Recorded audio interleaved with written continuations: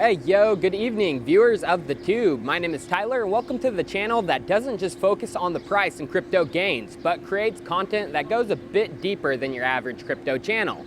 Get ready for something you will only see on this channel because it's time for Chico Crypto.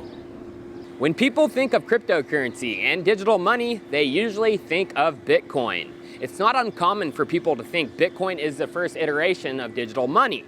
But there were many ideas and even digital monies that came before Bitcoin, which Satoshi learned from and even adopted some of their tech into the core Bitcoin code, making Bitcoin into what it is today. I haven't done a history of cryptocurrency before Bitcoin, so today I would like to break down the ideas and projects that set the stage for what we know today as the cryptocurrency markets. The first attempt at digital money happened in the late 1980s in the Netherlands. Gas stations in remote areas were becoming the victims of nighttime thefts, as all gas stations were operated overnight to refuel the trucks, meaning they had a lot of cash on hand. To discourage robberies, a group of developers linked money to smart cards that were being tested. So the truck drivers carried these cards instead of cash, kind of like an early version of a debit card.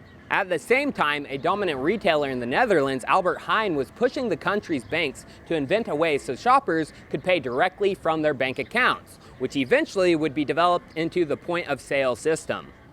Even before these breakdowns in the Netherlands, an American cryptographer, David Chaum, had been researching for the creation of a digital cash. In 1981, he published the paper Untraceable Electronic Mail, Return Addresses and Pseudonyms, which laid the groundwork for encrypted communication over the internet, leading to privacy-preserving technologies like Tor.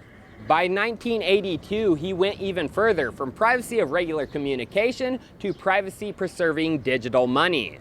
This is when David published the paper Blind Signatures for Untraceable Payments, which would become the heart of the digital money he was about to create. By the late 1980s, David would relocate to the Netherlands and began developing a digital money and payment system, researching at CWI, a hotbed research institute for mathematics, computer science, and cryptography. By 1990, David founded the company DigiCash, of course, in Amsterdam, which would employ some of the brightest minds in cryptography at the time, including the man who came up with smart contracts, Szabo. The first product of the company was the world's first digital cash payment system over computer networks, called eCash. This invention garnered interest, yet relied on a centralized model as banks were still an integral part of the system. They took the product route of licensing the eCash out to banks to use the technology. This accommodation then led the company on a merry dance, attempting to field a viable digital cash through many banks, eventually leading to bankruptcy in 1998. On the coattails of DigiCash and eCash, there were hundreds of startups working on a new iteration of digital money called web-based money. The focus of development also switched over from Europe to the United States because of the mass amount of corporate and VC interest from things like the Netscape IPO. Silicon Valley was starting to take form, with new tech companies popping up daily. In 1998, one would pop up that would take web money mainstream. That company was PayPal, which would become to be backed by big names like Peter Thiel and Elon Musk. The rise of e-commerce and their direct integration with eBay gave them an easy path to adoption if they could avoid the regulatory minefield, which they obviously were able to pull off. But as we know, PayPal isn't a currency. It's just a middleman web-based service using APIs to connect buyers and sellers, and you still rely on banks to fund your accounts. There was still the idea among many cryptographers and cypherpunks of creating a digital currency that didn't rely on banks. Around the same time that PayPal got started, Adam Back, a young cryptographer at the time, just 26 years old, created HashCash, which was originally thought to be an email spam prevention system by making a sender do easily verifiable computations or hashing, which introduced the concept of proof of work. HashCash and proof of work led to the development of many digital currency ideas, like in 1998 when Wei Dai published B-Money. B-Money directly references HashCash and was the first to use HashCash for the creation of money, but it lacked a way to control the money creation. In that same year, Szabo, who already worked with DigiCash, launched the BitGold idea, which once again used HashCash for money creation and introduced timestamping, but was still missing some pieces like keeping distributed nodes honest. While work and research was being performed by the cypherpunks, a radical idea of putting gold store of value on the internet started to take shape. This was eGold, which was an American-based operation, which would take people's gold or silver and they would credit their account with its value. Or you could just buy eGold from them by sending a wire to their headquarters in Florida, and they would then buy and hold the physical gold for you.